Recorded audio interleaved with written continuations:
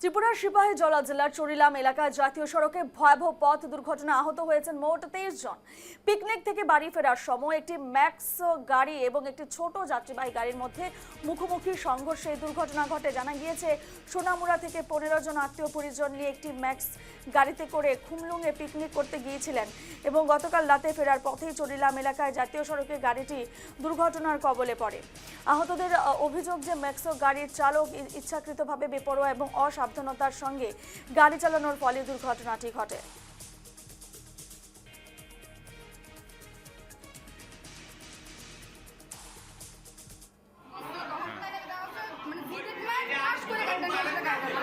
মানে চালকের নিজে ইচ্ছা। আপনারা কোথায় থেকে আইতে আসলেন?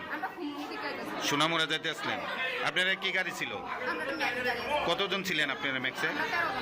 তো সোনামুড়া যাইতে আসলেন, সে নিজের ইচ্ছাতে গাড়িটা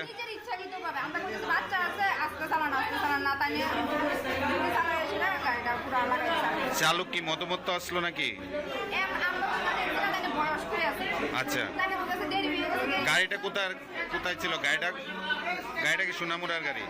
আপনারা পিকনিকে গেছিলেন, তো অন্য আরেকটা গাড়ির সঙ্গে গিয়ে ইচ্ছাতে লাগাইছে।